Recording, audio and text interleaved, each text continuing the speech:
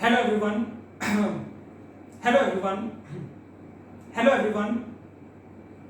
Hello everyone. PNC में जो हम नेक्स्ट टॉपिक स्टार्ट करने जा रहे हैं,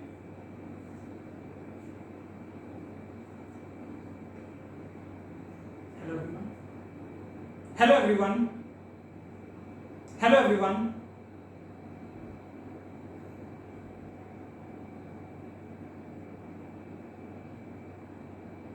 हेलो एवरीवन। पीएनसी में जो हम नेक्स्ट टॉपिक स्टार्ट करने जा रहे हैं that is principal of inclusion and exclusion. अब जितना इंटरेस्टिंग इसका नाम है उतना ही इंटरेस्टिंग ये कंसेप्ट भी है, और मजे की बात ये है कि ये तुम ऑलरेडी पढ़ चुके हो।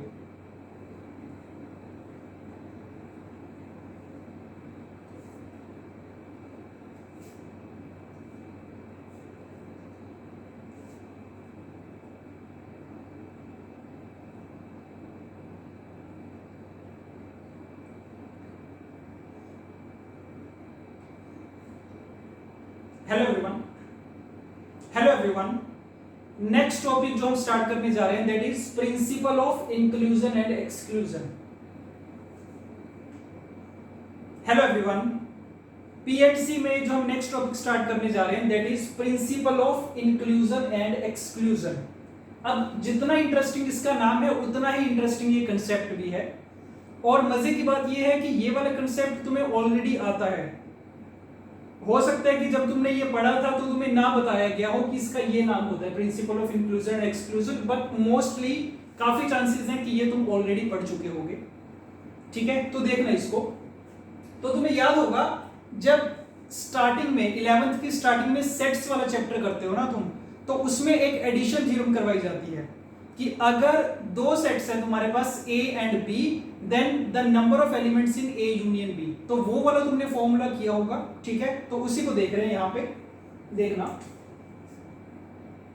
Concept given two sets A and B। तो अगर दो सेट्स हमें गिवन है A और B, ठीक बात है, तो इसको वेन डायग्राम से रिप्रेजेंट करते होते हैं। तो suppose this is set A और इसके साथ दिस इज सेट B। ये दो सेट्स हैं और बाहर यूनिवर्सल सेट बना लेते होते हैं। तो इतनी चीज तो हमें आती है ऑलरेडी कि दो सेट्स दे रखे हैं, ऐसे उनको रिप्रेजेंट कर देते हैं वेन डायग्राम से। ठीक बात है, तो इसका फॉर्मूला क्या होता है कि अगर तुमसे पूछा जाए ना A यूनियन B में कितने एलिमेंट्स हैं, number of elements in A union B। तो A यूनियन B का मतलब क्या होता है, देखना इसको ध्यान से।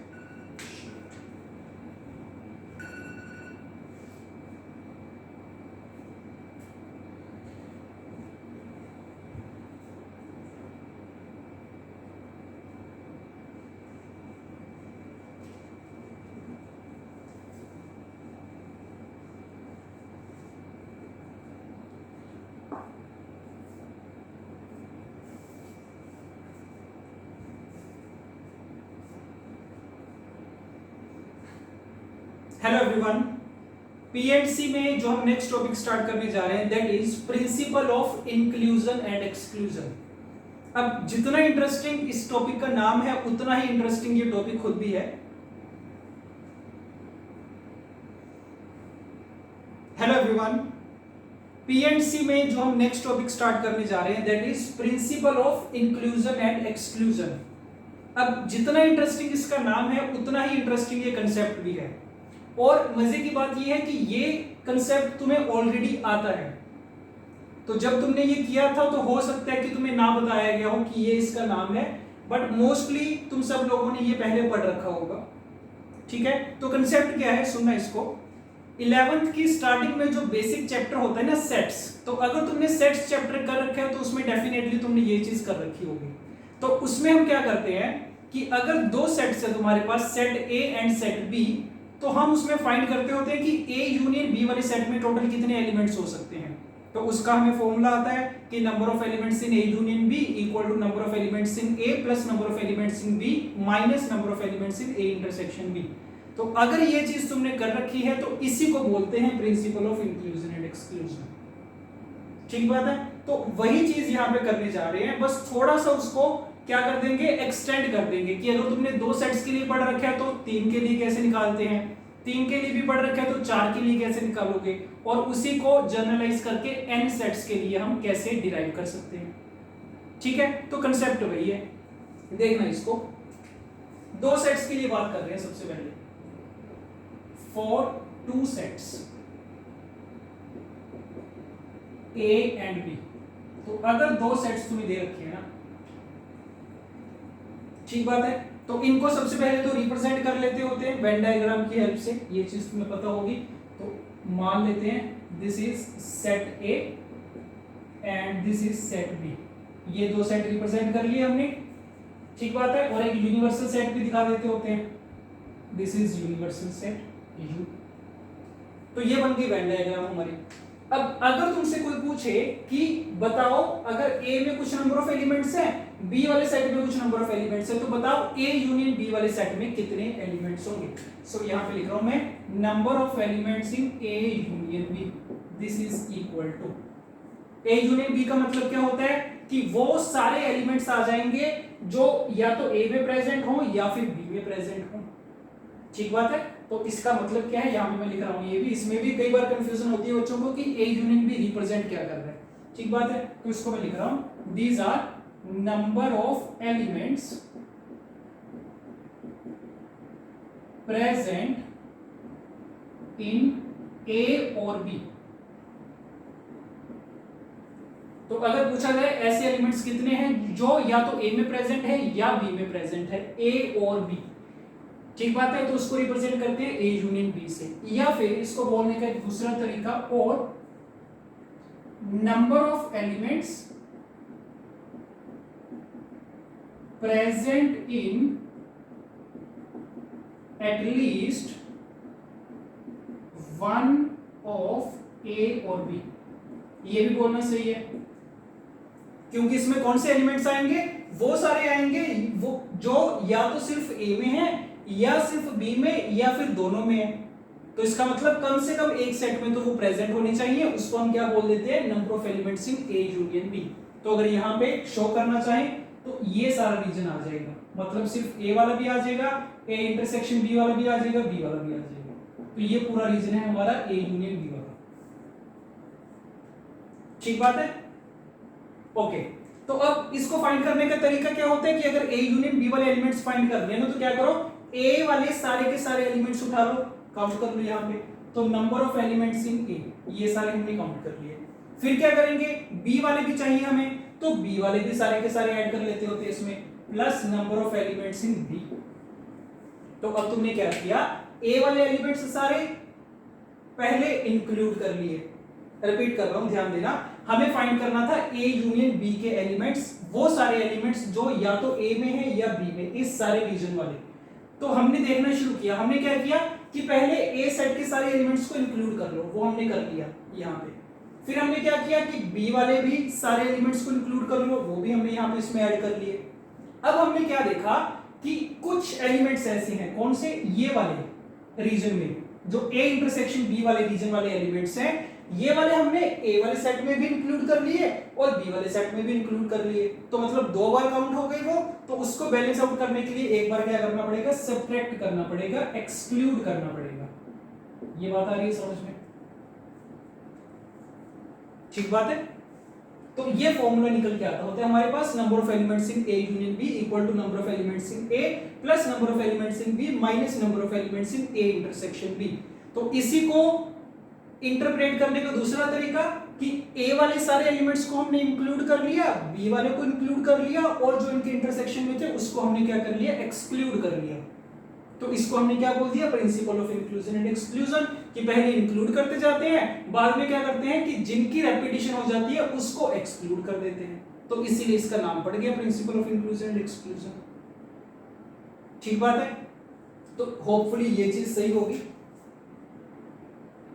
ये हमारे पास फॉर्मूला आ गया, यही सेम फॉर्मूला हम सेट थ्योरी में भी पढ़ते हैं, एडिशन थ्योरम के नाम से जनरली, ठीक है जी। तो इतनी चीज हो गई क्लियर। अच्छा, अगर एक चीज तुमसे और पूछी जाए ना इसी केस में कि बताओ नंबर ऑफ एलिमेंट्स ऐसे एलिमेंट्स बताओ जो कि ना तो ए में है ना ही बी में, which are present in neither A nor B. तो मतलब ए में नहीं होने का मतलब ए कॉम्प्लीमेंट में, बी में नहीं होने का मतलब बी कॉम्प्लीमेंट में। तो उसको कैसे रिप्रेजेंट करते हैं, A complement intersection B complement. ठीक बात है। तो इसका नाम क्या हो गया, number of elements which are neither in A nor in B। इसको भी देख लो। तो पहले हमने देखा था वो सारे एलिमेंट्स जो या तो ए में है या बी में है। अब हमने देखा वो सारे एलिमेंट्स जो ना ही तो ए में है ना ही बी में। तो मतलब कौन से रीजन की बात कर रहे हैं ना, हम इस वाले रीजन की बात कर रहे हैं, ए और बी से बाहर वाला जितना भी है। तो इसको कैसे क्या नाम दिया जा सकता है, A complement intersection B complement, की ए में भी नहीं है एंड बी में भी नहीं है, तो ऐसे लिखा जाएगा। और इसको फाइंड करने के लिए कैसे फाइंड किया जा सकता है कि बाहर वाला रीजन चाहिए हमें, तो क्या करो, टोटल ले लो जितने भी यूनिवर्सल में है उसमें से कौन से माइनस कर दो, ए यूनियन बी वाले माइनस कर दो। So this is equal to total minus number of elements in A union B. तो ये दो चीजें हम फाइंड कर सकते हैं दो सेट्स के लिए। इतनी चीज क्लियर है, ठीक है जी। तो अगर दो सेट्स दे रखे हों, ए के नंबर ऑफ एलिमेंट्स पता हो, बी के पता हो, ए इंटरसेक्शन बी के पता हो, तो हम ए यूनियन बी फाइंड कर सकते हैं और A complement intersection B complement find कर सकते हैं, राइट। ओके, तो इसको हमने बोल दिया, इसी फॉर्मूले को हमने बोल दिया principal of inclusion and exclusion.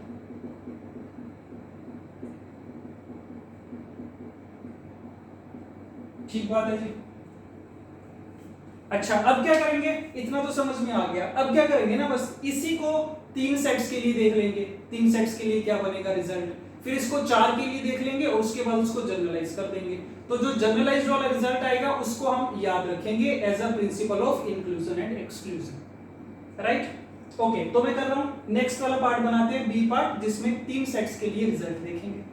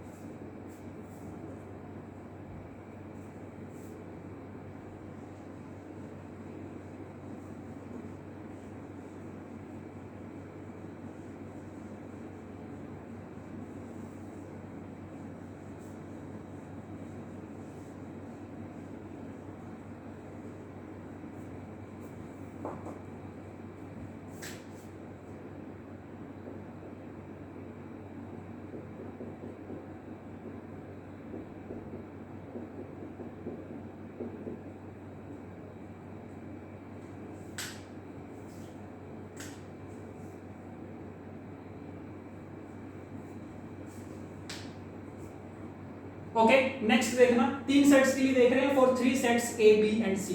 Again Venn diagram बना लेते हैं। दिस इज सेट ए, इसी के साथ इंटरसेक्शन में दूसरा सेट बी, और जो तीसरा बनेगा वो इन दोनों के साथ इंटरसेक्शन में हो सकता है, तो दिस इज सेट सी।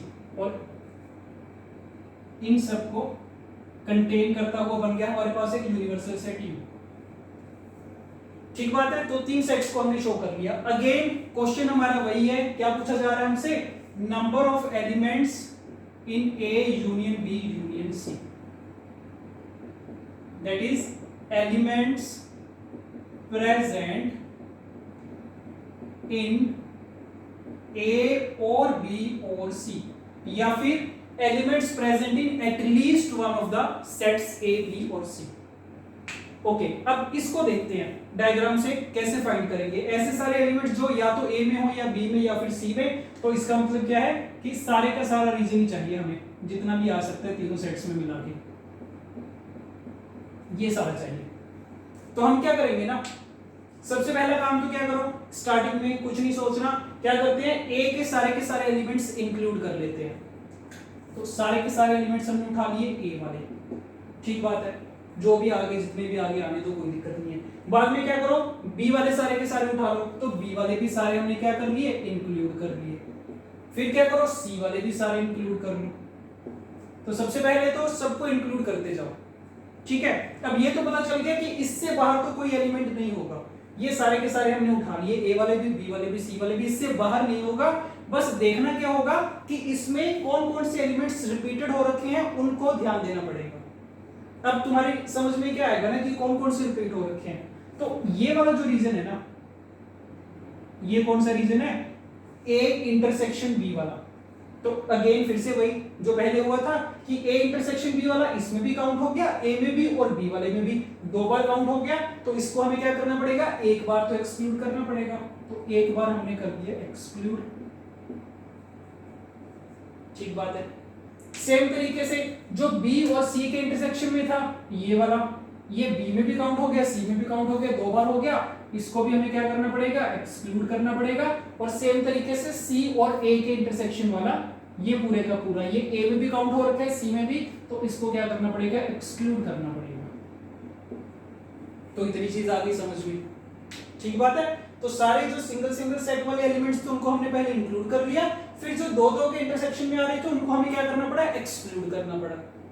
अब ध्यान देना, ये वाला जो रीजन होगा ना, ये वाला कौन सा, क्या नाम है इसका, number of elements in A intersection B intersection C. तो ये वाला जो रीजन है जो तीनों में कॉमन है, अगर तुम इसके बारे में सोचो ना, तो इस पे क्या हुआ, जब तुमने ए वाले एलिमेंट्स लिए ये उसमें काउंट हो गया, एक बार काउंट हो गया। जब तुमने बी वाले सारे एलिमेंट्स ले लिए ये उसमें भी काउंट हो गया, 2 बार काउंट हो गया। जब तुमने सी वाले सारे एलिमेंट्स लिए ये उसमें भी काउंट हो गया, तो तुमने 3 बार काउंट कर लिया इसको, जब तुमने इनको इंक्लूड किया। तो उसके बाद हमने क्या किया, ए इंटरसेक्शन बी को एक्सक्लूड किया। तो ए इंटरसेक्शन बी में भी आ रही है, तो मतलब ये क्या हो गया, एक बार एक्सक्लूड हो गया, फिर इसमें भी एक बार एक्सक्लूड हो गया और इसमें भी एक बार एक्सक्लूड हो गया। तो इन एलिमेंट्स के साथ क्या बीती कि ये 3 बार इंक्लूड हो गए हमारी कलेक्शन में और 3 ही बार एक्सक्लूड हो गए। तो नेट रिजल्ट क्या मिला कि अभी तक तो हमने इसको काउंट किया ही नहीं है, अभी इसको काउंट करना बाकी है, तो इसको अलग से काउंट करना पड़ेगा। तो क्या करते, प्लस इनको इंक्लूड कर लो फिर से, A intersection B intersection C, ठीक बात है। तो तुम देख सकते हो सारी रेपिटेशन हमने टेक केयर कर ली, ठीक है। अब इसमें कोई भी रेपिटेशन नहीं दिखेगी तुम्हें और ये वाले सारे एलिमेंट्स मिल जाएंगे, A union B union C वाले। तो इसमें क्या हुआ, फिर से देख लो एक बार, इंक्लूजन एक्सक्लूजन की टर्म्स में देखा जाए तो सबसे पहले हमने जितने भी सेट्स थे सारे सेट्स के एलिमेंट्स को इंक्लूड करते गए, ए वाले कर लिए, बी वाले कर लिए, सी वाले कर लिए। फिर हमें क्या करना पड़ा, 2-2 के इंटरसेक्शन वाले जितने भी एलिमेंट्स थे उनको हमें एक्सक्लूड करना पड़ा, एक्सक्लूड किया, एक्सक्लूड किया, एक्सक्लूड किया। फिर उसके बाद क्या पता चला देख के कि जो तीनों के इंटरसेक्शन वाले एलिमेंट्स है उसको हमें क्या करना पड़ेगा, फिर से इंक्लूड करना पड़ेगा। तो इसमें बार बार यही प्रोसेस चलता जाएगा कि पहले इंक्लूड करने, फिर एक्सक्लूड करने, फिर इंक्लूड करने एंड सो ऑन, ठीक बात है। तो ये हो गया हमारा इंक्लूजन एंड एक्सक्लूजन का प्रिंसिपल फॉर 3 सेट्स, ये बात सही है, ठीक है जी। और इसी को एक दूसरे तरीके से भी लिख सकता हूं मैं कि number of elements in A union B union C, this is equal to, इसी को लिखने की बढ़िया नोटेशन, क्या तीनों सम में है तो सिग्मा से रिप्रेजेंट कर सकते हो, तो sigma of number of elements in A. तो ये लिखने का मतलब यही है कि जितने भी सेट्स हैं सबके एलिमेंट्स का यहाँ पे सम आ जाएगा। फिर क्या हुआ, 2-2 के जितने इंटरसेक्शन थे उनको हमने सब्ट्रैक्ट किया, तो इस सारे को लिखने का तरीका क्या हो सकता है, minus sigma of number of elements in A intersection B, और ये 3 वाला प्लस किया गया है, plus sigma of number of elements in A intersection B intersection C. ऐसे भी रिजल्ट लिखा जा सकता है, एक ही बात है, ठीक बात है। तो ये सिग्मा नोटेशन भी देखने की आदत डाल लो, क्योंकि 3 तक तो ठीक है, इसके बाद जब ज्यादा सेट्स आएंगे, 4 आएंगे, 5 आएंगे, n आएंगे, तो सिग्मा वाली नोटेशन ही हमारी हेल्प करेगी, तो इतना बड़ा तो नहीं लिख पाएंगे, ठीक बात है। ओके, तो ये चीज हो गई। सिमिलरली इसका दूसरा पॉइंट अगर बनाना चाहो तो बना सकते हो कि number of elements which are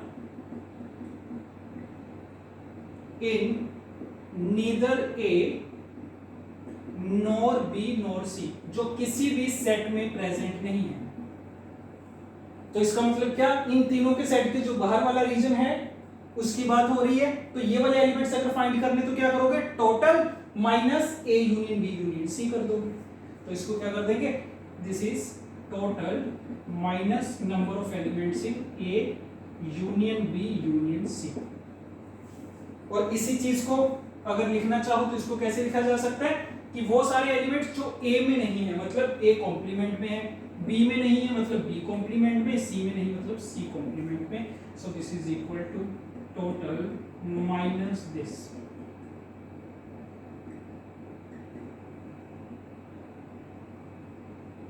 तो ये दूसरा रिजल्ट बनाया जा सकता है, कोई बड़ी बात नहीं है, ठीक बात है। तो ये हो गया हमारे पास principle of inclusion and exclusion for 3 sets.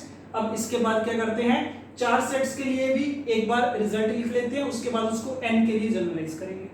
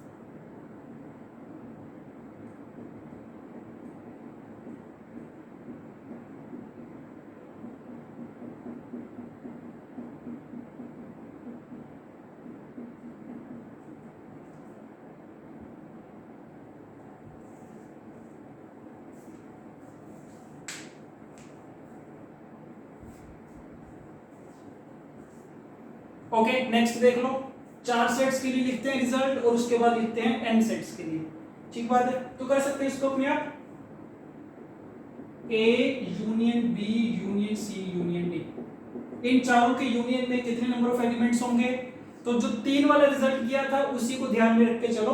तो क्या बनेगा ना, ये सबसे पहले तो जितने भी सेट्स हैं हर एक के एलिमेंट्स को हम इंक्लूड करते जाएंगे, ए वाले भी, बी वाले भी, सी वाले भी, डी वाले भी। तो क्या बनेगा, number of elements in A plus number of elements in B plus number of elements in C plus number of elements in D, जिसको हम कैसे रिप्रेजेंट करते हैं, sigma of number of elements in A. तो ये सारे single sets वाले elements हमने आपस में क्या कर लिए, ऐड कर लिए।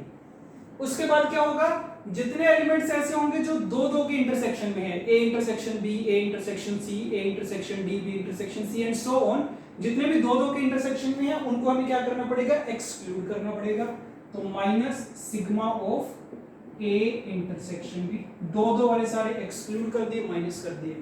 उसके बाद क्या होगा, जो तीन तीन में इंटरसेक्शन में होंगे ना, A intersection B intersection C, वो इसमें ऐड होके इसमें माइनस हो गए, तो उनको ऐड करना भी बाकी है, तो उसको इंक्लूड किया जाएगा। तो 3 वालों को हमने कर लिया ऐड, और उससे क्या होगा कि जो चारों के इंटरसेक्शन में है वो हमें उसके बाद क्या करने पड़ेंगे, एक्सक्लूड करने पड़ेंगे, माइनस। तो ये इसी तरीके से प्रोसेस चलता जाएगा, जितने भी सेट्स होंगे कि एक वाले सारे ऐड किए, 2 वाले सब्ट्रैक्ट किए, 3 वाले ऐड किए, 4 वाले सब्ट्रैक्ट किए एंड सो ऑन। तो ये हमारे पास रिजल्ट आ गया 4 सेट्स के लिए, ठीक बात है। तो पैटर्न समझ में आएगी अब तक तो हमें। तो n सेट्स के लिए भी वैसे लिख लोगे, सो number of elements in A1 union A2 union A3 ऐसे चलते चलते यूनियन AN तक। तो बनेगा क्या, सारे सिंगल सिंगल वाले ऐड करेंगे, sigma of n of A1 minus 2 2 वाले subtract A1 intersection A2 plus 3 3 वाले सारे add A1 intersection A2 intersection A3 and so on, ऐसे चलते जाएंगे, ठीक बात है। तो ये हो गया हमारा final result principal of inclusion and exclusion का। इसको एंड तक छोड़ के आ सकते हो, ठीक है, मैं ऐसे लिख रहा हूं।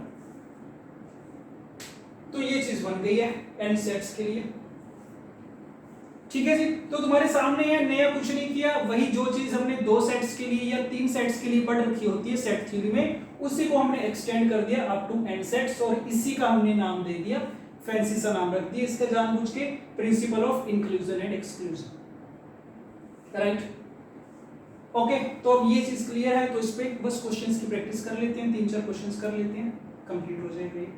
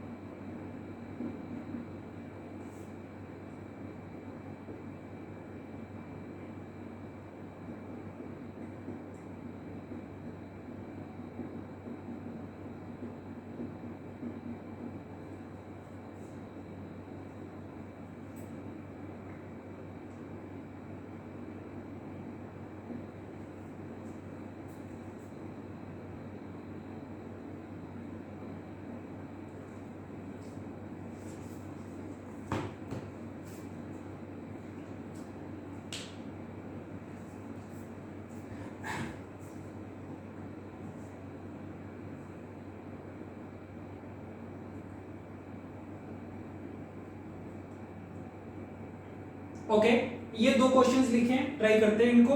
पहले वाला 2 नंबर ऑफ सेट्स के लिए है, दूसरा 3 नंबर ऑफ सेट्स के लिए, ठीक है। देखना इसको। Question number 1 is find the number of 4 digit numbers that can be formed, number of 4 digit numbers बतानी है, that can be formed which either begin with 3 और एंड विद 8। तो ये हमारा एक क्वेश्चन है परम्यूटेशन एंड कॉम्बिनेशन का, based on set theory या फिर based on principal of inclusion and exclusion. तो दोबारा रीड कर रहे हैं, नंबर ऑफ 4 डिजिट नंबर्स बताने हैं, कितने बन सकते हैं, विच ईदर बिगिन विद 3 और एंड विद 8। तो स्टेटमेंट से पता चल रहा है क्या पूछा गया ना, ईदर विद 3 और एंड विद 8। तो ऐसे सारे नंबर्स बताओ जो 3 से स्टार्ट होते हो या फिर 8 से एंड होते हो। तो तुम्हें क्या करना पड़ेगा, जितने भी नंबर्स ऐसे हैं जो 3 से स्टार्ट होते हैं वो सारे इंक्लूड करने पड़ेंगे, जितने भी ऐसे नंबर्स हैं जो 8 से एंड होते हैं वो भी सारे इंक्लूड करने पड़ेंगे। उसके बाद क्या होगा, रेपिटेशन आएगी। रेपिटेशन किसकी, ऐसे सारे नंबर्स जो 3 से स्टार्ट हो रहे हैं और 8 से एंड हो रहे हैं, तो वो तुम दोनों में इंक्लूड कर चुके हो, तो उसको क्या करना पड़ेगा, एक्सक्लूड करना पड़ेगा। ठीक बात है। तो इसीलिए यहां पे हमारा ये वाला कंसेप्ट यूज हो जाएगा। तो देखना इसको, क्वेश्चन नंबर फर्स्ट का फर्स्ट पार्ट। तो वैसे तो डायरेक्टली कर सकते हैं, समझ में आ रहा है क्या करना है, बट अगर चाहो तो सेट्स बना सकते हैं। तो ए एक सेट ले लिया, इसमें सारे वो वाले नंबर्स आएंगे which start with 3। ठीक बात है। और बी में वो वाले सारे नंबर which end with 8। तो ये दो सेट्स बना लिए हमने। और हमसे पूछा क्या गया है, number of elements in A union B हमसे पूछा गया है, ये हमें फाइंड करना है। तो बस होगा क्या, इसका फॉर्मूला आता है हमें, number of elements in A plus number of elements in B minus number of elements in A intersection B. तो हमें करना क्या पड़ेगा, वो तीनों चीजें हमें फाइंड करनी पड़ेंगी जो इसको फाइंड करने के लिए चाहिए हमें। तो करते हैं इसको वन बाय वन। तो सबसे पहले नंबर ऑफ एलिमेंट्स इन ए, ऐसे 4 डिजिट नंबर जो कि 3 से स्टार्ट होते हो, ये हमें फाइंड करना आता है, आराम से कर लेंगे। 1 2 3 4 डिजिट नंबर है, 3 से स्टार्ट होना है, तो इसका मतलब यहाँ पे एक ही पॉसिबिलिटी है, तो यहाँ पे 3 क्या हो गया, फिक्स हो गया हमारा, एक पॉसिबिलिटी इसके लिए। ठीक बात है। इसके लिए कितनी पॉसिबिलिटीज होंगी, कोई रिस्ट्रिक्शन नहीं है इस पे। तो यहाँ पे तो 10 आ सकते हैं, 10 के 10 डिजिट, यहाँ पे 10 के 10 डिजिट, 10 के 10 डिजिट, तो कितना बन गया ये 1000। तो 1000 नंबर तो ऐसे होंगे जो कि 3 से स्टार्ट हो रहे होंगे। ठीक बात है। Similarly number of elements in B, ऐसे सारे नंबर जो कि 8 पे खत्म हो रहे हैं, which ends with 8। तो यहाँ पे 8 फिक्स हो गया, तो मतलब इसकी एक ही पॉसिबिलिटी है। ठीक बात है। फर्स्ट वाली प्लेस के लिए कितनी चॉइसेस होंगी, 9 चॉइसेस होंगी, 0 नहीं आ सकता। इसके लिए 10 चॉइसेस, इसके लिए 10 चॉइसेस, मल्टीप्लाई किया तो कितना हो गया, 900 हो गया, ये भी पता चल गया। और हमें क्या चाहिए, number of elements in A intersection B भी चाहिए, मतलब जो ए में भी है और बी में भी। तो इसका मतलब कौन से नंबर्स की बात हो रही है, जो 3 से स्टार्ट हो रहे हैं। तो यहाँ पे एक पॉसिबिलिटी 3 आ गया, यहाँ पे एक पॉसिबिलिटी 8 आ गया। ये दोनों तो फिक्स हो गए। बीच वाले के लिए, इसके लिए कितनी चॉइसेस, 10, इसके लिए कितनी चॉइसेस, 10, कितने आ गए, 100 आ गए। तो बस रिक्वायर्ड कितने बन जाएंगे, equal to number of elements in A union B is equal to 1000 plus 900 minus 100, कितने बन गए, 1800 बन गए। चेक कर लो, सही बात है ये। ठीक है जी। तो बस क्वेश्चन की स्टेटमेंट देख के, इस टाइप पे जितने भी क्वेश्चंस आएंगे तो स्टेटमेंट इसकी बड़ी यूनिक सी होती है। ठीक है। तो स्टेटमेंट देख के तुम्हें क्लियर हो जाएगा कि इसी कंसेप्ट से सॉल्व होने वाला क्वेश्चन है। और एक बार ये चीज पता चल गई, उसके बाद का तो सारा प्रोसेस तो वही कर रहे हैं, multiplication theorem, addition theorem, permutation वाले कंसेप्ट यूज कर रहे हैं, और तो कुछ भी नहीं है।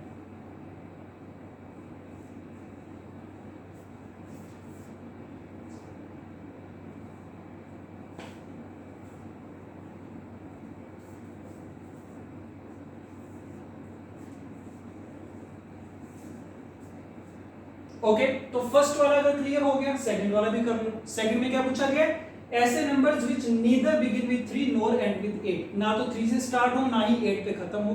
तो मतलब क्या करेंगे, जितने भी हमने यहाँ पे नंबर्स फाइंड किए थे, इसको माइनस कर देंगे टोटल में से, टोटल जितने भी पॉसिबल 4 डिजिट नंबर्स हो सकते हैं। ठीक बात है ना। तो सेकंड के लिए क्या पूछा गया, सेकंड में हमसे नंबर ऑफ एलिमेंट्स जो ए में भी प्रेजेंट ना हो, neither start with 3 nor end with 8, B में भी ना हो। तो मतलब A complement intersection B complement, ये पूछा जा रहा है। या फिर ये बोल लो कि total minus number of elements in A union B.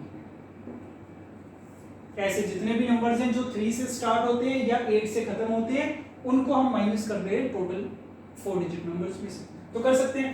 Total 4 digit numbers कितने बनेंगे, पहली प्लेस के लिए 9 चॉइसेस, बाकी सबके लिए 10-10 चॉइसेस, तो 9000 बनेंगे ये। सो 9000 में से माइनस कर लो, कितना आया था, 1800 आया था। ठीक बात है। तो कितना बच जाएगा, ये 7200 बच जाएंगे। ठीक है जी।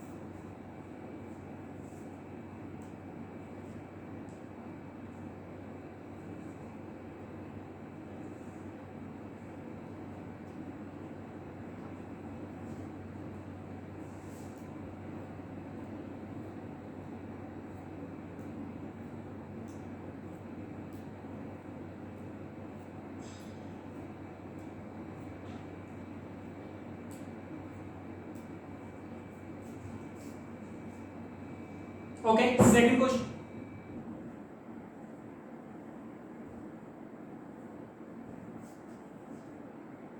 ओके, सेकंड क्वेश्चन देखते हैं। Find the number of positive integers from 1 to 1000, 1 से लेके 1000 तक, विच आर डिविजिबल बाय 2 और 3 और 5, जो 2 से डिविजिबल हो या 3 से हो या 5 से हो।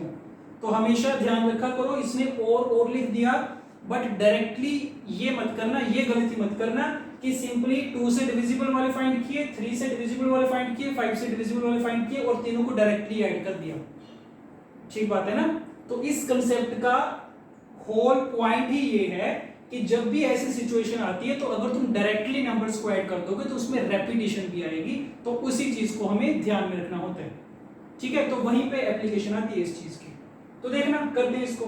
वही पूछा गया, 3 सेट्स बना लेंगे, एक सेट जिसमें 2 से डिविजिबल वाले नंबर हो, एक में 3 वाले और दूसरे में 5 वाले। उसके बाद A union B union C find करेंगे अपने रिजल्ट की हेल्प से। ठीक बात है, तो करते हैं। सो A सेट जिसमें नंबर्स हैं divisible by 2, B set the numbers which are divisible by 3, C the numbers which are divisible by 5। और पूछा गया हमसे number of elements in A union B union C। इसके लिए हमें क्या चाहिए? Number of elements in A पता होनी चाहिए, number of elements in B पता होने चाहिए, number of elements in C पता होने चाहिए, माइनस में 2 के इंटरसेक्शन वाले पता होने चाहिए, प्लस में तीनों के इंटरसेक्शन वाले पता होने चाहिए। इतनी इंफॉर्मेशन चाहिए होगी हमें, और वो हम फाइंड कर सकते हैं आराम से। ठीक बात है, तो देखते जाओ। सबसे पहले तो number of elements in A बता सकते हैं, 1 से लेके 1000 तक ऐसे कितने नंबर्स होंगे जो 2 से डिविजिबल होंगे। तो कैसे फाइंड करोगे? 1000 को 2 से डिवाइड कर देंगे, कितना आ गया? 500 आ गया। इतने एलिमेंट्स होने चाहिए, इतने नंबर्स होने चाहिए। Number of elements in B जो 3 से डिविजिबल है, तो अगर 3 से डिविजिबल वाला फाइंड करनी है तो 1000 को 3 से डिवाइड कर देंगे, तो कितना आएगा? 333.33 ऐसा कुछ आएगा ना। तो उसका जो इंटीजर वाला पार्ट है वो रख लेंगे ना।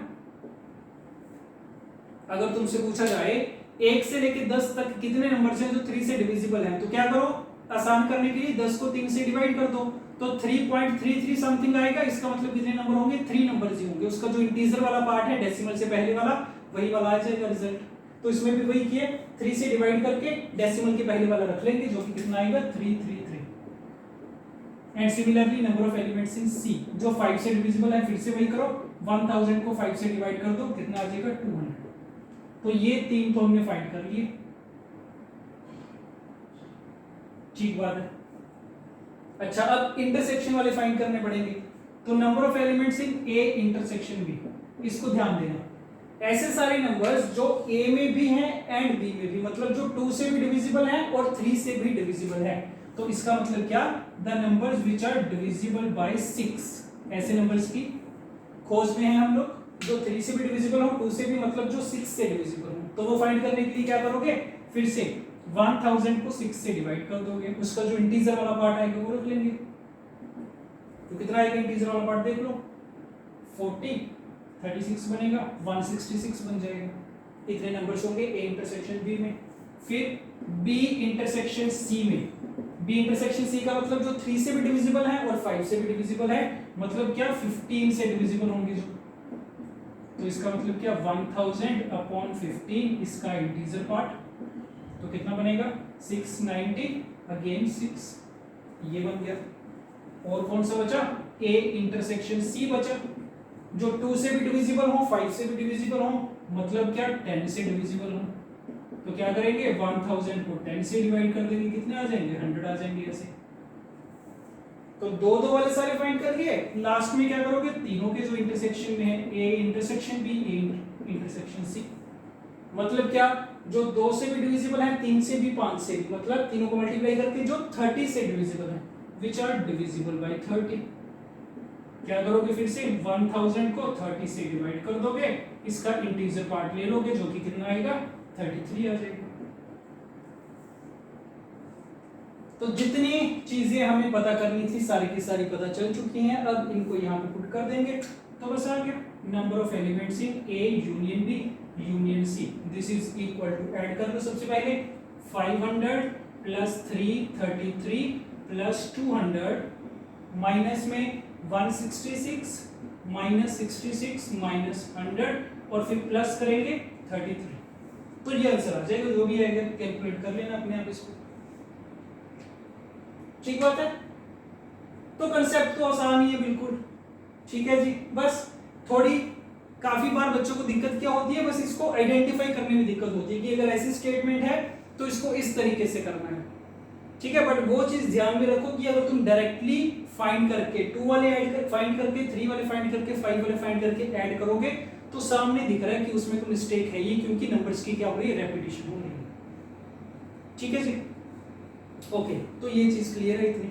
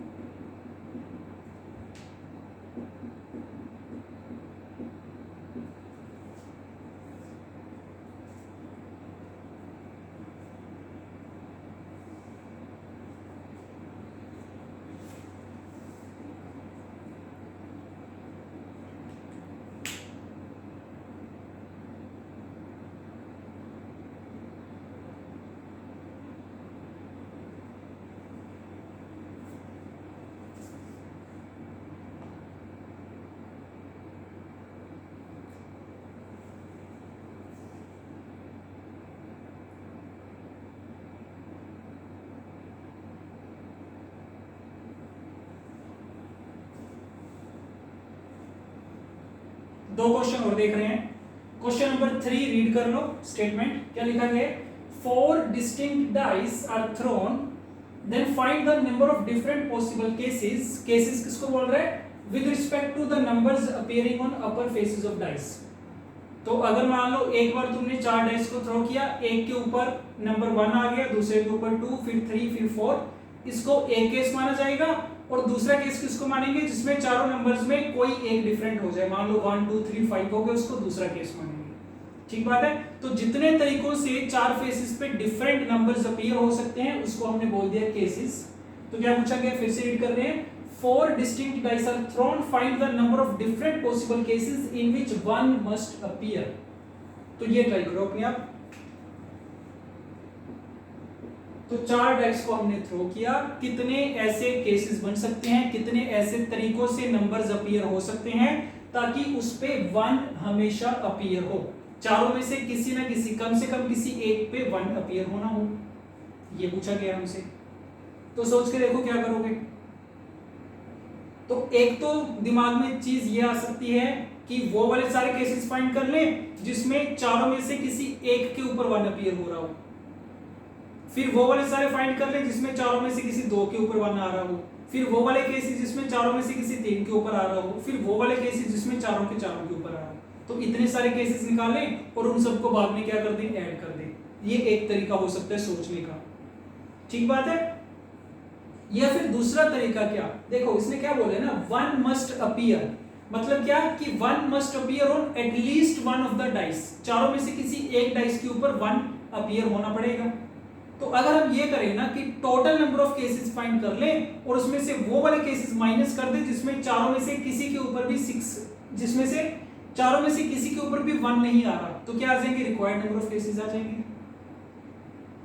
आ रही है बात समझ में? हमें वो सारे केसेस फाइंड करने हैं जिसमें 1 अपीयर हो, मतलब चारों में से कम किसी एक डाइस के ऊपर 1 आए।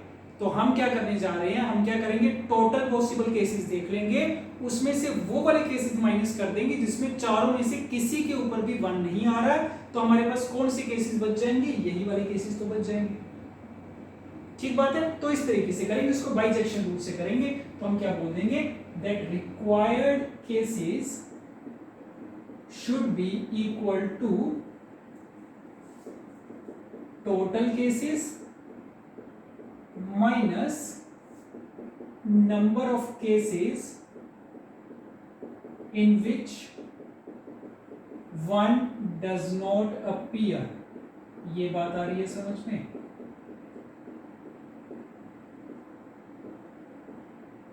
ठीक है जी, टोटल केसेस में से ये माइनस कर देंगे। अब देखते हैं क्या ये दोनों चीजें निकालनी आती है हमें। तो टोटल केसेस पता कर लो कितने हो सकते हैं, बता सकते हैं आराम से। 4 डाइस है, पहले वाले डाइस के लिए कितनी चॉइसेस हैं, 6 चॉइसेस हैं। 1 से लेकर 6 तक कोई भी नंबर आ सकता है। दूसरे वाले के पास 6 चॉइसेस हैं, तीसरे वाले के पास 6 चॉइसेस, चौथे के पास 6 चॉइसेस। सबको आपस में मल्टीप्लाई करेंगे, कितना आ जाएगा, 6 की पावर 4 आ जाएगा।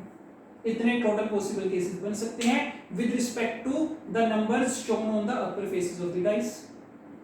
अच्छा, अब ये वाले केसेस देखो कितने होंगे, the cases in which 1 does not appear. ये बता दो। तो बस इतनी ही कंडीशन है कि 1 नहीं होना चाहिए किसी पे। तो इसका मतलब पहले वाले डाइस के पास कितनी चॉइसेस बचती हैं, 5 चॉइसेस बचेंगी। 1 को छोड़ के बाकी कोई भी नंबर आ सकता है पांचों में से। तो पहले के पास भी 5 चॉइसेस, दूसरे के पास भी 5, तीसरे के पास भी 5, चौथे के पास भी 5। तो कितनी होगी, 5 की पावर 4 होगी। आसान है ये भी बिल्कुल। तो बस आ गया। तो रिक्वायर्ड केसेस कितने आ गए, 6 की पावर 4 माइनस 5 की पावर 4। ये पूछा गया था हमसे। ठीक बात है।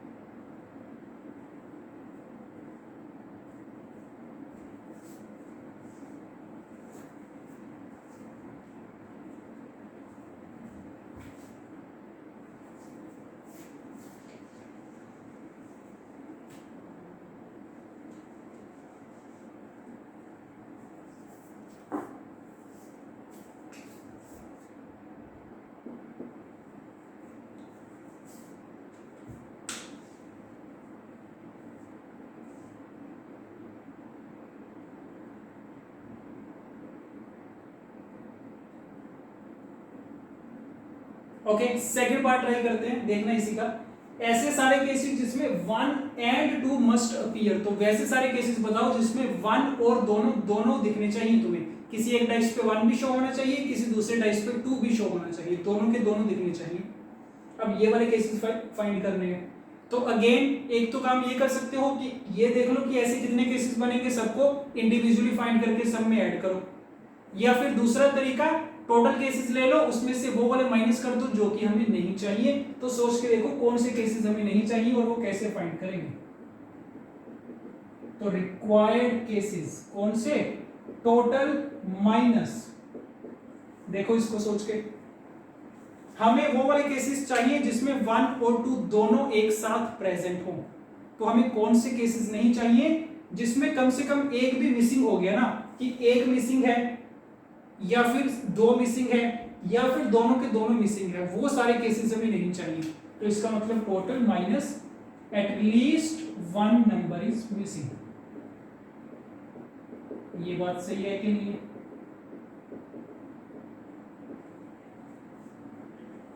तो ऐसे जितने भी केसेस हैं वो हमें नहीं चाहिए। इसको अगर टोटल में से माइनस कर देंगे तो कौन से बचेंगे, जिसमें बोथ आर प्रेजेंट 1 एंड 2। तो अब देखना ये है कि ये वाली चीज कैसे फाइंड करें। टोटल तो हमें पता ही है, टोटल तो वही आएंगे, 6 की पावर 4 ही आएंगे टोटल। तो अब ये देखते हैं कैसे फाइंड करेंगे। एटलीस्ट 1 इज मिसिंग, मतलब 1 इज मिसिंग और 2 इज मिसिंग। तो और की कंडीशन आ गई, इस पे लग जाएगा principal of inclusion and exclusion. तो देखते हैं इसको। मान लो ए वाला सेट है जिसमें वो सारे केसेस हैं जिसमें 1 इज मिसिंग, बी वाला सेट वो सारे केसेस जिसमें 2 इज मिसिंग। हमें क्या फाइंड करना है, when at least 1 number is missing. तो हम फाइंड करने में इंटरेस्टेड हैं number of elements in A union B. इतनी बात आ रही है समझ में? तो ये वाली पूरी चीज हमारी रिप्रेजेंट कर रही है number of elements in A union B को। और इसको अगर हम टोटल में से माइनस कर देंगे तो हमारे पास क्या आ जाएगा, वो सारे नंबर जिसमें 1 भी प्रेजेंट है और 2 भी प्रेजेंट है। तो बस अब ये चीज फाइंड करने की ट्राई करते हैं। इसके लिए क्या पता होना चाहिए, number of elements in A, number of elements in B, number of elements in A intersection B. तो देख लो, so this is equal to number of elements in A plus number of elements in B minus number of elements in A intersection B. तो करते हैं इसको। Number of elements in A बता दो, ऐसे सारे केसेस जिसमें 1 मिसिंग हो। 1 मिसिंग का मतलब कि 1 नहीं दिखना चाहिए, इसके अलावा जो मर्जी हो जाए। तो फर्स्ट वाले डाइस के पास कितनी कंडीशंस है, कितनी चॉइसेस है, 5 चॉइसेस हैं। 1 को छोड़ के जो मर्जी आ सकते हैं। तो पहले के पास 5, दूसरे के पास 5, तीसरे के पास 5, चौथे के पास 5, मल्टीप्लाई करोगे कितना हो गया, 5 की पावर 4 हो गया। Plus number of elements in B, ऐसे सारे केसेस जिसमें 2 मिसिंग है। अगेन सबके पास 5 चॉइसेस होंगी, 5 की पावर 4 हो गया। Minus number of elements in A intersection B, ऐसे सारे केसेस जिसमें 1 भी मिसिंग है एंड 2 भी मिसिंग है। तो मतलब हर एक के पास कितनी चॉइसेस बची, 4 चॉइसेस बची। 1 भी नहीं आ सकता, 2 भी नहीं आ सकता, तो 4 की पावर 4 हो गया। तो इतने सारे नंबर्स हो गए ए यूनियन बी में। तो हमारे पास जो रिक्वायर्ड केसेस थे, रिक्वायर्ड वाले आ गए हमारे पास, कितने होंगे, so required cases is equal to total कितने थे, 6 की पावर 4 माइनस ये सारा, माइनस 5 की पावर 4 माइनस 5 की पावर 4 प्लस 4 की पावर 4। तो टोटल में से इस चीज को माइनस कर दिया, ये रिजल्ट आ गया। कैलकुलेशन कर लेना अपने आप जो भी बनेगी। ठीक बात है। तो कंसेप्ट आसान है बिल्कुल, ठीक है। बस थोड़ी सी प्रैक्टिस करनी पड़ेगी प्रॉब्लम्स की, ताकि तुम प्रॉब्लम्स को आइडेंटिफाई करना स्टार्ट कर पाओ कि कहां पे इसको अप्लाई करना है।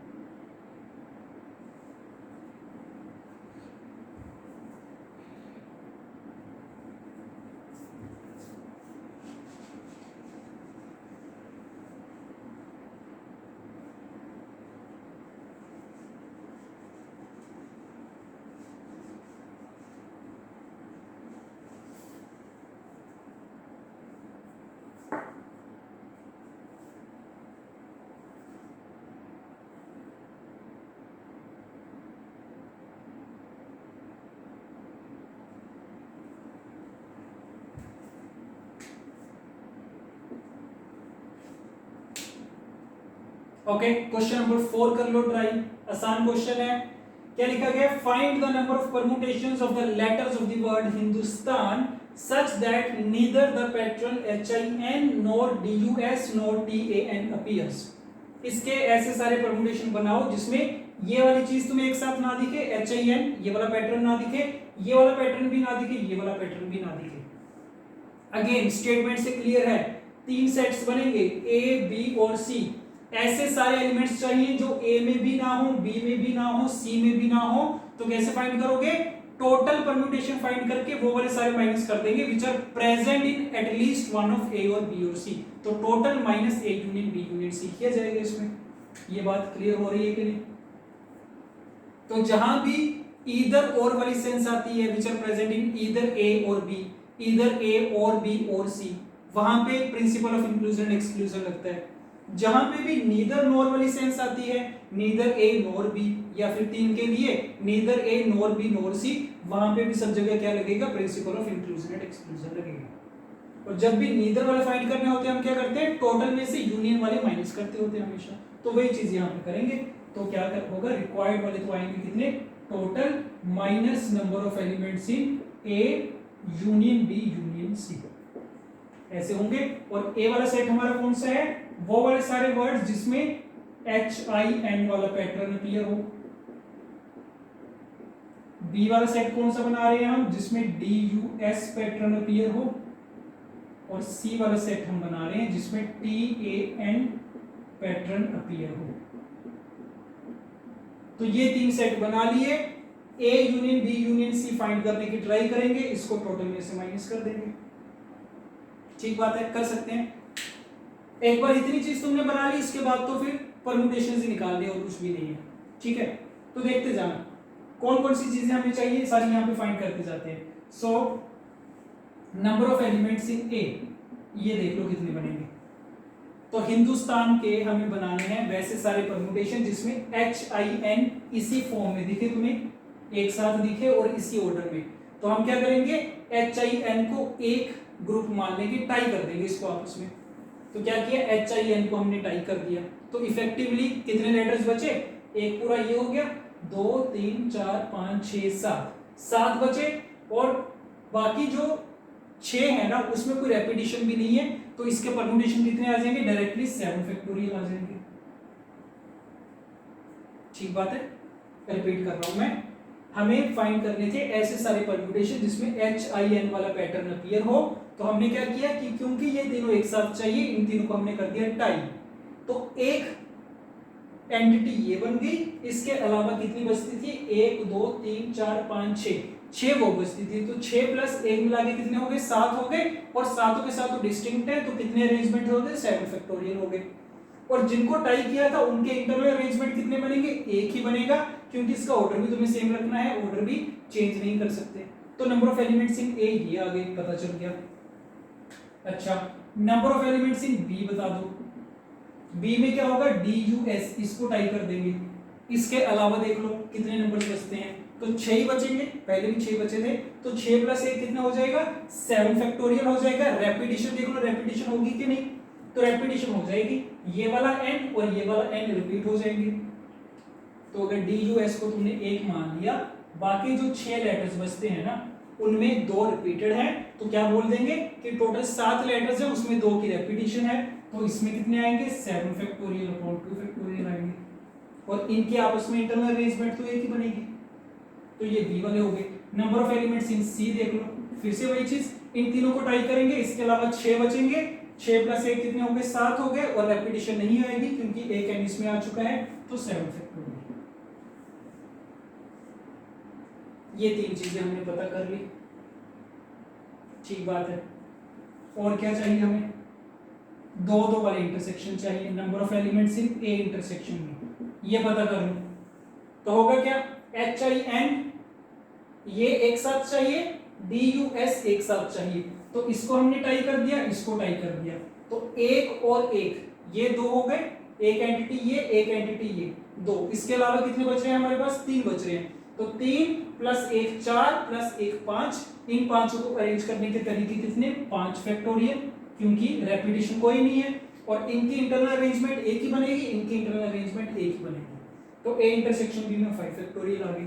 सिमिलरली B इंटरसेक्शन C, ये पैटर्न भी आना चाहिए, ये भी आना चाहिए। इसको एक यूनिट मान लिया, इसको एक यूनिट मान लिया, 1 2 3 4 5, 5 फैक्टोरियल, कोई रेपिटेशन नहीं है, इंटरनल अरेंजमेंट एक एक ही होगी। Number of elements in A intersection C, इसको एक माना, इसको एक माना, 2 3 4 5, कोई रेपिटेशन नहीं, 5 फैक्टोरियल, ये बन गया। दो दो वाले सारे इंटरसेक्शन निकाल दिए हमने, और क्या निकालना पड़ेगा, 3 वाला इंटरसेक्शन भी निकाल लो। ये भी पैटर्न आना चाहिए, ये भी आना चाहिए, ये भी। इसको टाई कर देंगे 1 2 3, तो ये 3 अलग अलग यूनिट्स बन गए। इनको आपस में अरेंज करने के तरीके कितने, 3 फैक्टोरियल, इंटरनल अरेंजमेंट एक ही बनेगा। तो ये सारी चीजें हमने फाइंड कर ली। यहां से तुम्हें क्या मिल जाएगा, number of elements in A union B union C मिल जाएंगे। इन सबको किया जाएगा add, 7 factorial plus 7 factorial by 2 plus 7 factorial, इन सबको सब्ट्रैक्ट, -5 फैक्टोरियल -5 फैक्टोरियल -5 फैक्टोरियल, इसको करोगे ऐड प्लस का 3 फैक्टोरियल, और टोटल में से माइनस करना था इसको। टोटल देख लो कितने बनेंगे, तो टोटल कितने लेटर्स हैं, 3 6 9, 9 लेटर्स हैं। इसमें से 2 की क्या है, रेपिटेशन है, तो 9 फैक्टोरियल अपॉन 2 फैक्टोरियल हमारे क्या बन रहे हैं, टोटल बन रहे हैं। तो रिक्वायर्ड क्या आ जाएंगे, यही आ जाएंगे टोटल में से माइनस करके। फिर से वही चीज लिख रहा हूं, बस में कैलकुलेशन कर लेना अपने आप।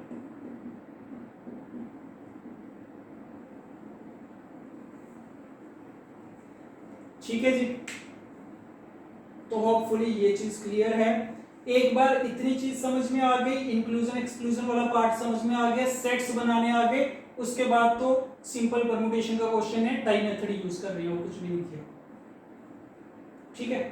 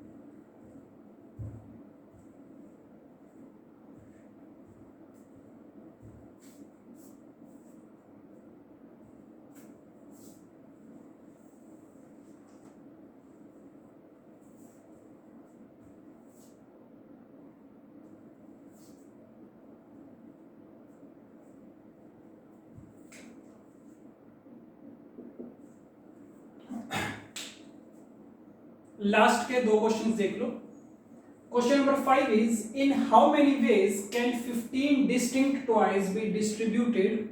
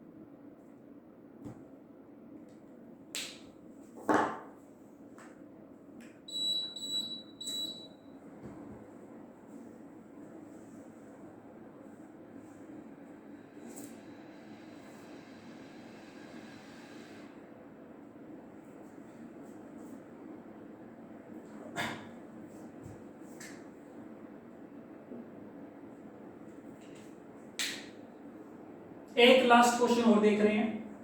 Question number 5 is find the number of ways in which the letters of the word Honolulu, ये वर्ड दे रखे हैं Honolulu, can be arranged so that no two alike letters are together.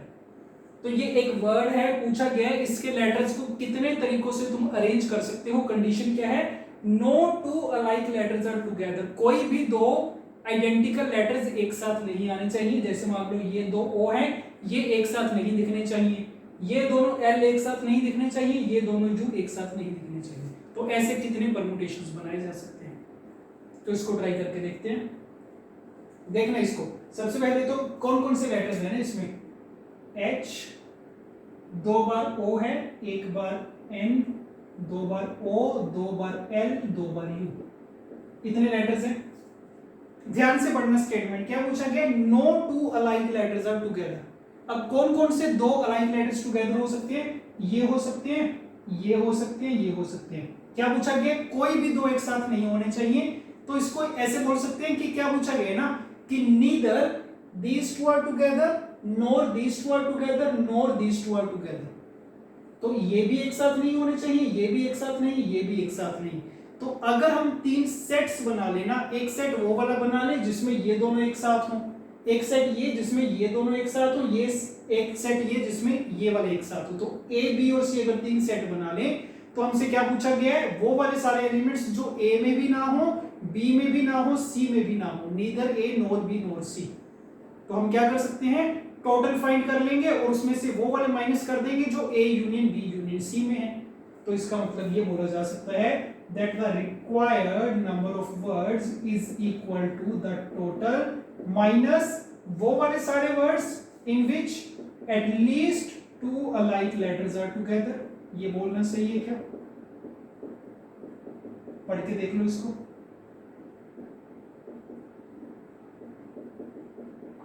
तो ऐसे हमारे पास 3 सेट्स हैं दो दो आइडेंटिकल लेटर्स के। इसने बोला वो वाले सारे वर्ड्स फाइंड करो जिसमें कोई भी दो साथ ना हो। तो हमने क्या किया कि हम टोटल फाइंड कर लेते हैं और उसमें से वो वाले सारे माइनस कर देंगे जिसमें कम से कम दो तो एक साथ रहेंगे। तो हमें क्या मिल जाएंगे, रिक्वायर्ड नंबर ऑफ वर्ड्स मिल जाएंगे। तो अगर इतनी चीज क्लियर है उसके बाद क्या करते हैं, सेट बना लेते हैं। तो एक सेट हमने बना लिया ए जिसमें वो वाले सारे वर्ड्स होंगे जिसमें O and O are together, ये एक सेट बन गया। फिर आ जाएगा हमारा सेट बी जिसमें L and L are together, and then C when U and U are together। ये 3 सेट बन गए। हमें कौन से एलिमेंट्स चाहिए, कौन से केसेस चाहिए जिसमें कम से कम दो तो एक साथ हो। तो इसका मतलब ये वाली चीज क्या रिप्रेजेंट कर रही है, number of elements in A union B union C which are present in at least A or B or C, तीनों में से किसी एक में प्रेजेंट हो। ठीक बात है ये। तो बस यही चीज फाइंड करनी है हमें अल्टीमेटली। तो A union B union C, उसके बाद टोटल में से माइनस किया जा सकता है उसको। तो करते हैं, देख लो number of elements in A बता दो कितने होंगे। Number of elements in A जिसमें O O एक साथ हो तो इसको टाई कर देंगे, एक ये बन गया। इसके अलावा 2 2 4 2 6, तो 6 और 1 कितने होंगे, 7 हो गए। तो 7 फैक्टोरियल, ये दोनों आइडेंटिकल ये दोनों identical upon 2 factorial into 2 factorial. ये आ गए number of elements in A। B में भी इतनी आएंगे, C में भी इतनी आएंगे। तो B में भी यही आ गए, C में भी यही आ गए। ठीक बात है ये। ओके, उसके बाद दो दो वाले फाइंड कर लो। So number of elements in A intersection B, मतलब O O भी एक साथ हो, L L भी एक साथ हो। इसको टाई करके एक लेटर मान लिया, इसको एक लेटर मान लिया। 1 1 2 3 4 5 6 हो गए। इसमें से ये दो आइडेंटिकल हैं तो 6 factorial upon 2 factorial. A union B में भी इतनी आएंगे, B यूनियन C 1 2 3 4 5 6 इसमें भी इतनी आएंगे, सब में एक जैसे आएंगे। Number of elements in B intersection C, number of elements in A intersection C। दो दो वाले हो गए। फिर 3 में कितने आएंगे, A intersection B intersection C। इसको भी एक मान लिया, इसको भी एक, इसको भी एक। 1 2 3 4 5 कोई भी आइडेंटिकल नहीं है, 5 फैक्टोरियल हो गए। तो क्या पता चल गया, सो रिक्वायर्ड कितने होंगे देख लो। टोटल कितने, 2 4 6 8 लेटर्स हैं जिसमें दो दो दो आइडेंटिकल हैं। सो 8 factorial upon 2 factorial 2 factorial 2 factorial minus क्या करेंगे, A union B union C। वो कहां से आएगा, इन तीनों को ऐड करेंगे, ऐड करोगे तो 3 टाइम्स हो जाएगा। सो 3 टाइम्स 7 फैक्टोरियल 2 फैक्टोरियल 2 फैक्टोरियल। फिर A intersection B B intersection C A intersection C minus करेंगे, ये भी 3 टाइम्स हो जाएगा। 3 टाइम्स 6 फैक्टोरियल अपॉन 2 फैक्टोरियल। फिर इसको ऐड कर दिया जाएगा तो प्लस में कितना आ गया, 5 फैक्टोरियल। ये आंसर आ जाएगा तुम्हारा।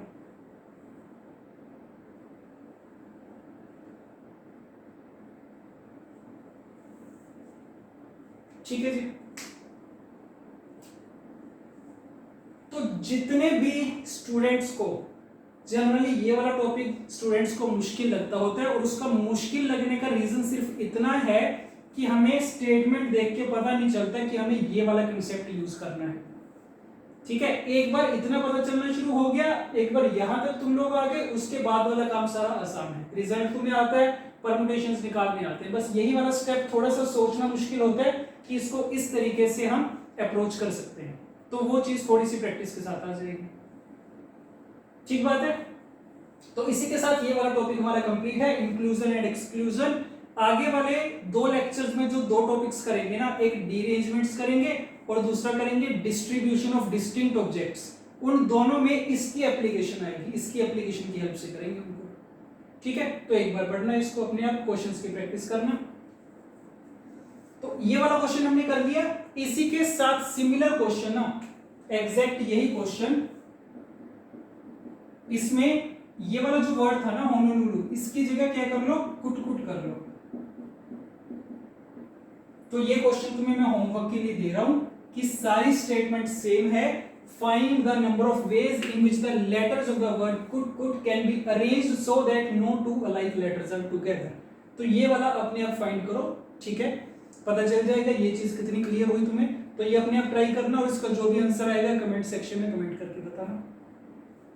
ठीक है जी, ओके। तो इसी के साथ ये वाला टॉपिक हमारा कंप्लीट है।